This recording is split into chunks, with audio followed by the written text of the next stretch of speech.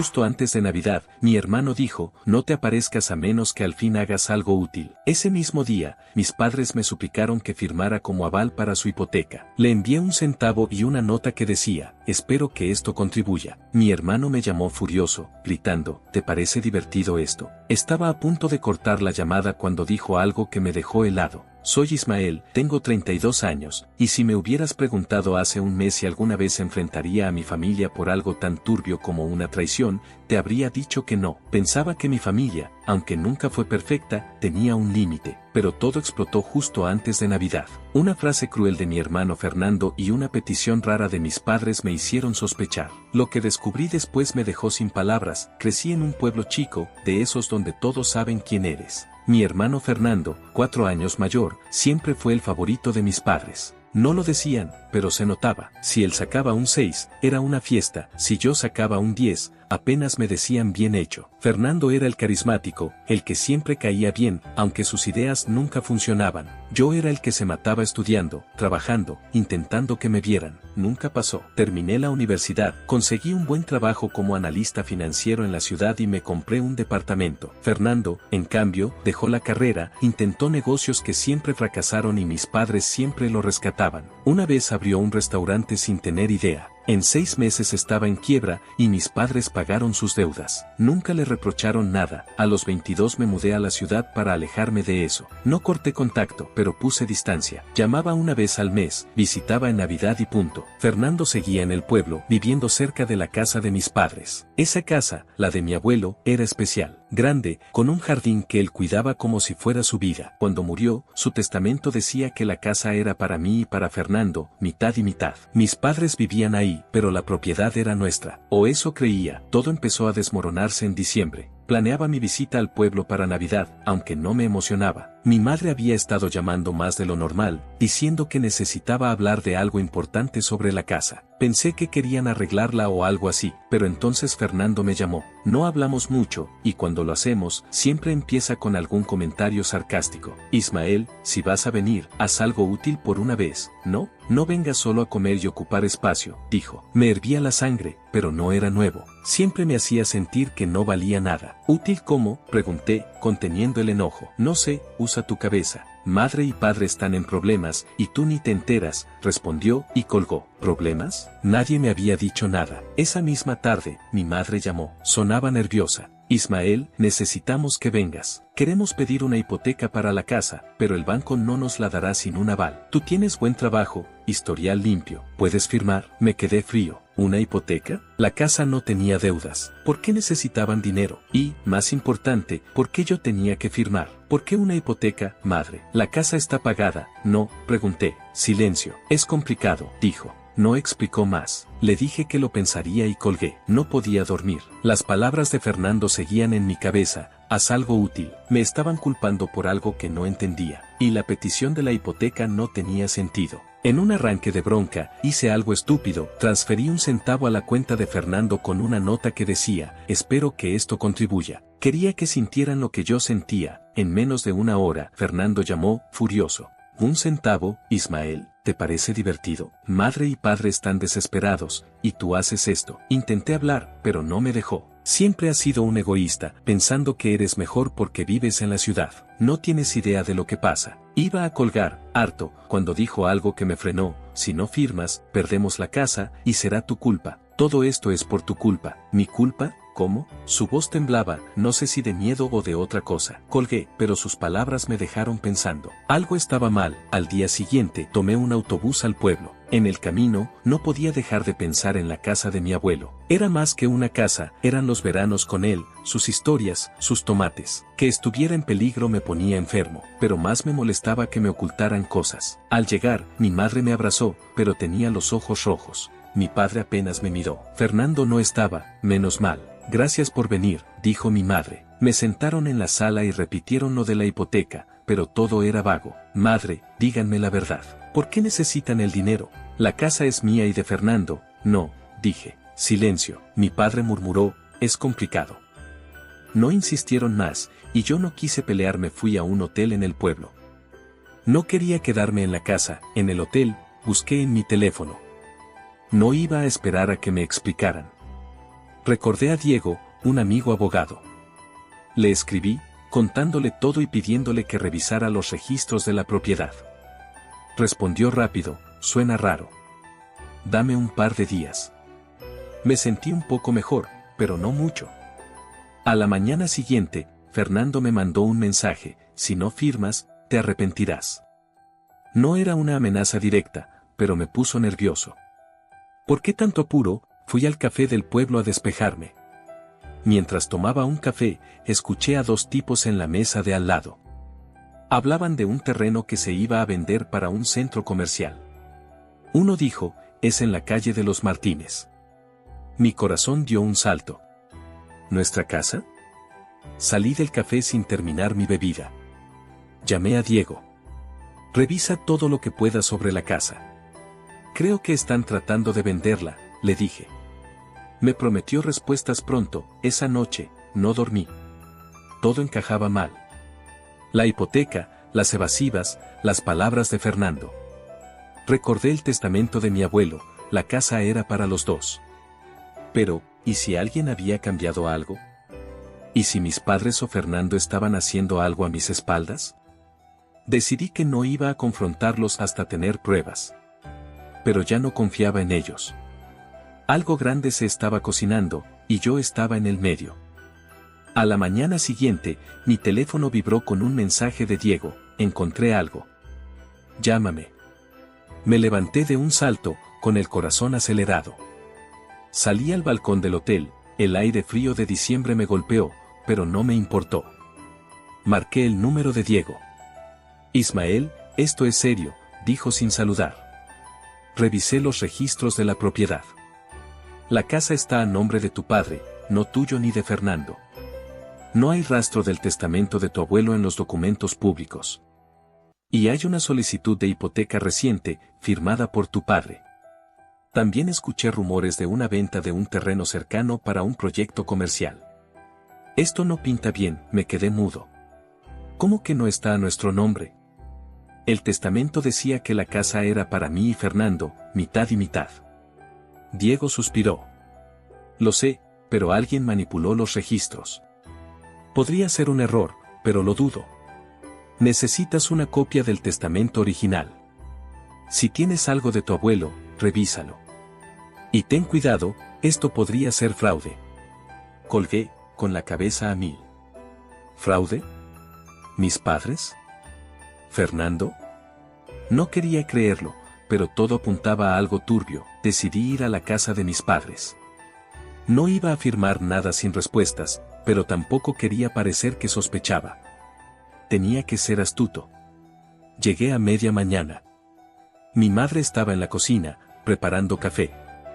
Mi padre leía el periódico en la sala, como si todo fuera normal. Fernando no estaba, lo cual me dio algo de tranquilidad. Ismael, qué bueno que viniste, dijo mi madre, con una sonrisa tensa. Siéntate, te traigo algo. La detuve. Madre, necesito ver los papeles de la casa. El testamento de abuelo, los registros, todo. Su sonrisa se borró. Mi padre levantó la vista, pero no habló. ¿Para qué quieres eso?, preguntó mi madre, nerviosa. Si voy a firmar como aval, necesito entender qué pasa, dije, manteniendo la calma. Silencio. Mi padre finalmente habló. No es tan simple, Ismael. Hay deudas que no te contamos para no preocuparte. ¿Qué deudas?, insistí. La casa no tiene hipoteca, ¿o sí? Mi madre miró a mi padre, esperando que respondiera. Es complicado, dijo él. Otra vez esa frase. Me estaba cansando. Antes de que pudiera presionar más, la puerta se abrió. Era Fernando. Me miró con desprecio. ¿Qué haces aquí, Ismael? ¿Otra de tus bromas del centavo? Lo ignoré y me volví hacia mi padre. Muéstrenme el testamento. Ahora.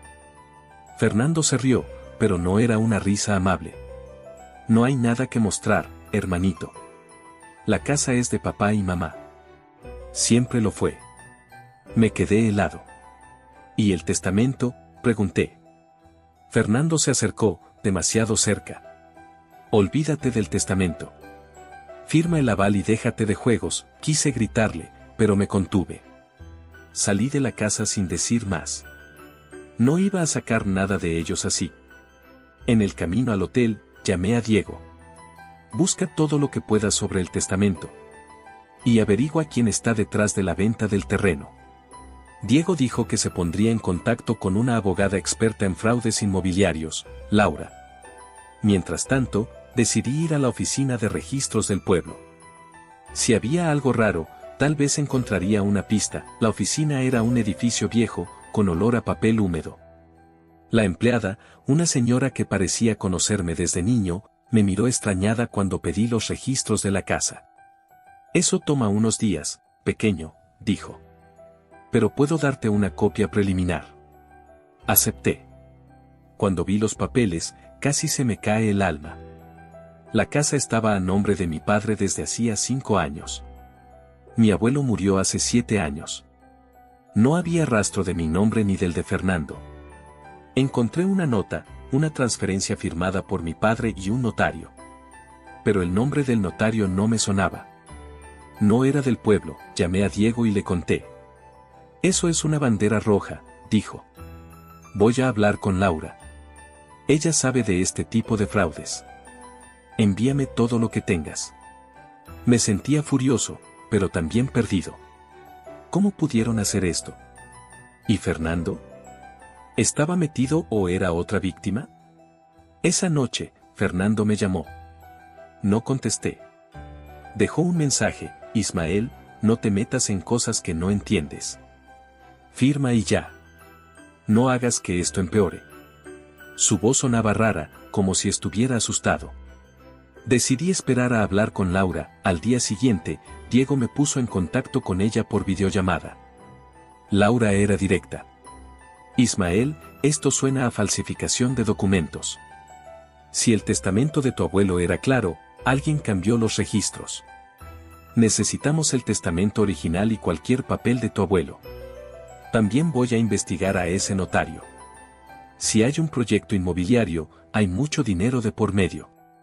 Recordé una caja que mi abuelo me dio antes de morir. Estaba en mi departamento en la ciudad. Llamé a un vecino y le pedí que la buscara. Mientras tanto, en el pueblo, todo se ponía más extraño. Vi a mi padre hablando con un tipo en un coche caro fuera de la casa. No lo reconocí, pero parecía alguien importante. Cuando intenté acercarme, el coche se fue.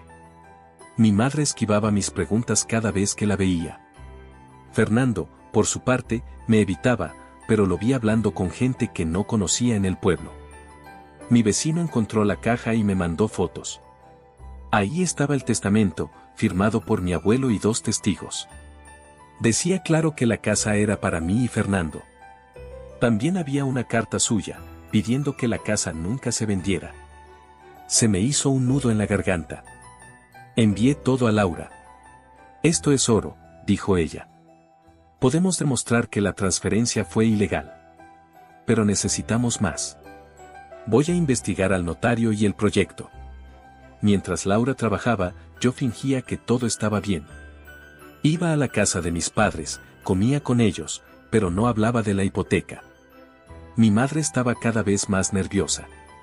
Una noche, mientras lavaba los platos, me susurró: Ismael, no todo es lo que parece. Ten cuidado.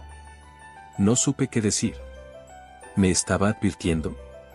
¿O solo quería que dejara de preguntar? Unos días después, Laura llamó. Ismael, esto es grande. El notario no existe. Es un nombre falso. Y el terreno de la casa está ligado a un proyecto de un centro comercial. Alguien está tratando de venderlo por millones. Tu padre firmó como si fuera el único dueño, pero la firma no coincide con otros documentos suyos. Esto es fraude puro. Me quedé sin aire. ¿Y Fernando?, pregunté. No estoy segura, dijo. Podría estar metido, o podría ser un peón. Pero alguien más está detrás de esto. Esa noche, confronté a mi padre. Fui a la casa después de la cena, cuando mi madre ya dormía. Padre, sé lo de la transferencia. Sé que la casa no está a mi nombre ni al de Fernando. ¿Por qué? Se quedó callado, mirando al suelo. No quería que pasara esto, murmuró. ¿Quién lo hizo, entonces? Fuiste tú. Fernando. Antes de que respondiera, Fernando entró. Ismael, te dije que no te metieras, gruñó. No me callé. No voy a dejar que vendan lo que es mío. El testamento es claro, Fernando. ¿Qué sabes tú? Me miró con odio, pero también con algo más. ¿Miedo? ¿Crees que eres el único que sufre?, dijo. No tienes idea de lo que está en juego. Salí de la casa, temblando. Laura me había dicho que el próximo paso era ir a la policía, pero necesitaba pruebas más sólidas. Decidí seguir a Fernando. Al día siguiente, lo vi salir de su casa y subirse a un coche con el tipo del coche caro. Lo seguí en un taxi, manteniendo la distancia. Llegaron a una oficina en las afueras del pueblo. No pude entrar, pero tomé fotos del coche y el edificio. Se las envié a Laura. Buen trabajo, dijo. Ese edificio es de una empresa inmobiliaria. Estamos cerca de destapar esto. No sabía cuánto tiempo más podía seguir fingiendo. Pero una cosa tenía clara, no iba a firmar nada, y no iba a dejar que se salieran con la suya. La casa de mi abuelo era mía también, y nadie me la iba a quitar. Decidí seguir juntando pruebas. Si Fernando y mi padre estaban metidos en esto, iba a descubrir hasta dónde llegaba el engaño.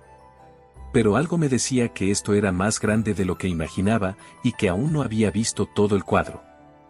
Los días siguientes fueron una carrera contra el tiempo. Laura estaba trabajando sin parar, revisando documentos, contactando fuentes y siguiendo el rastro de la empresa inmobiliaria. Yo, mientras tanto, me convertí en una especie de detective improvisado.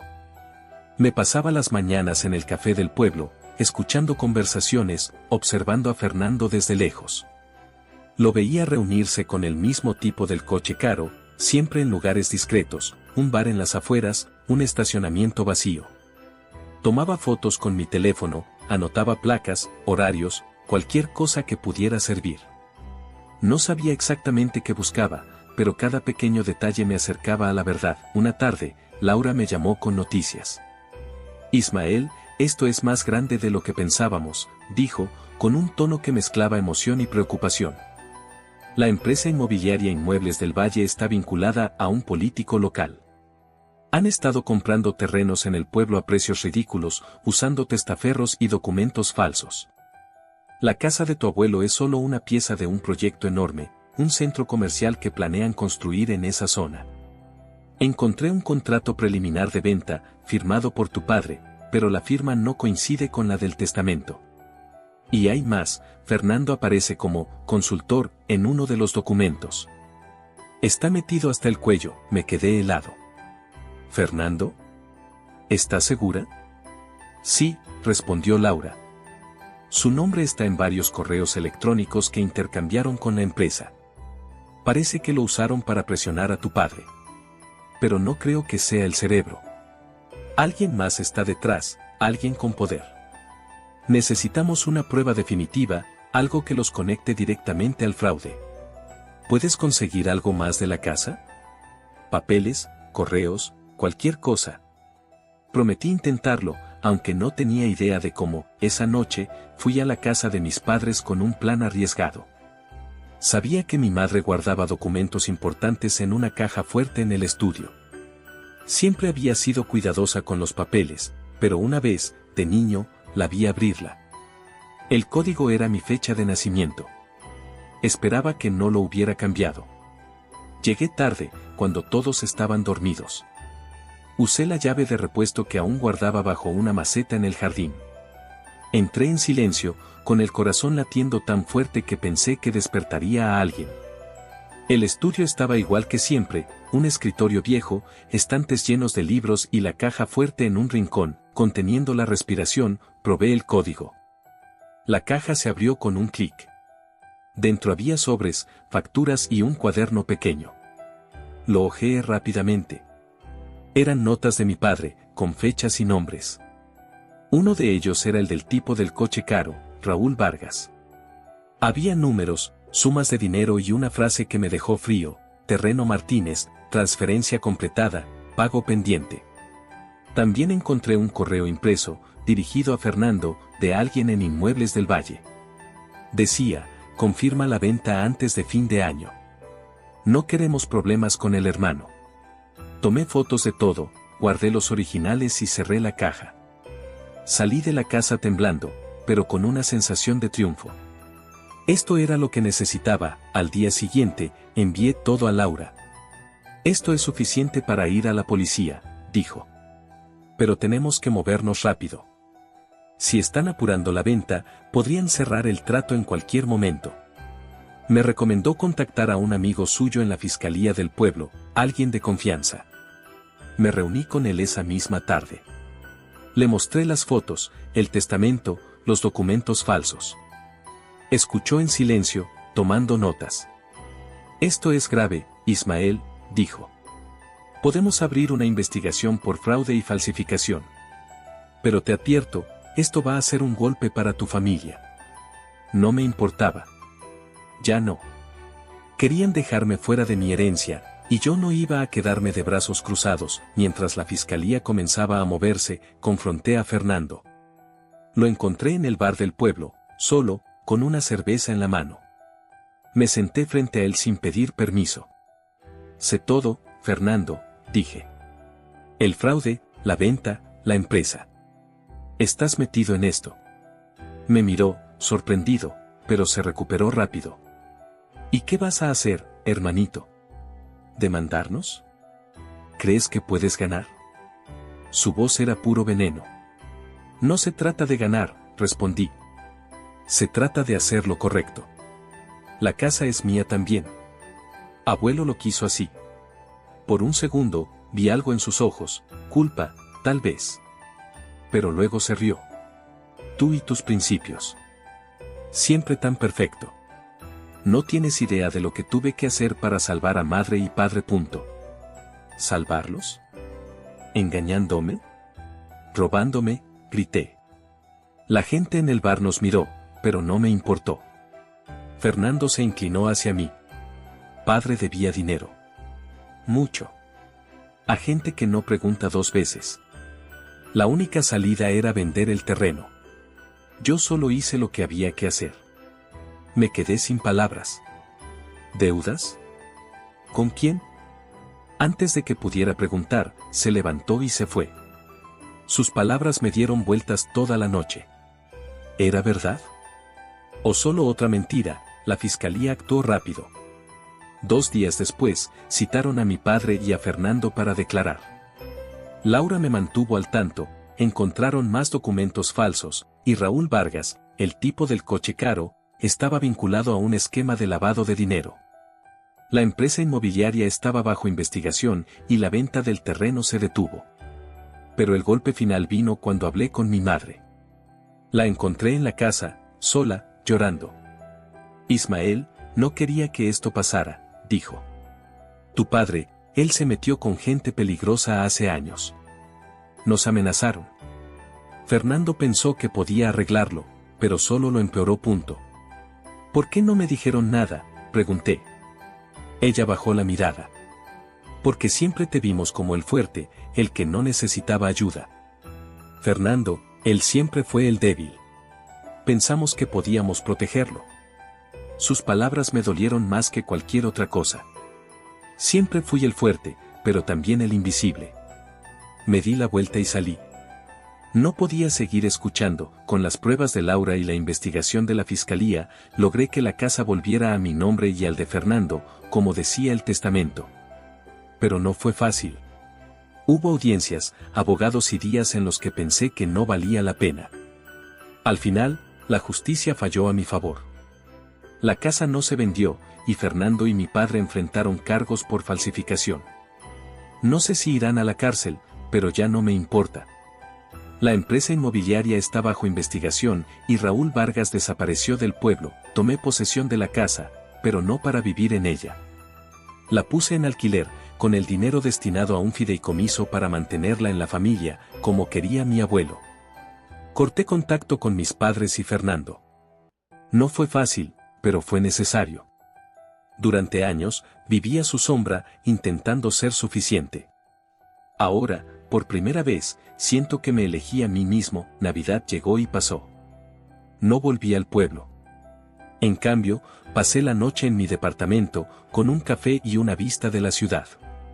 Por primera vez en mucho tiempo, sentí paz. La casa de mi abuelo estaba a salvo, y yo también. No sé si algún día perdonaré a mi familia, pero sé que no voy a volver a dejar que me pisoteen. A veces, defenderte es el mejor regalo que puedes darte. ¡Feliz Navidad, amigos! ¿Y tú qué habrías hecho en esta situación? Déjalo en los comentarios, dale like, compártelo y síguenos en Game Reddit.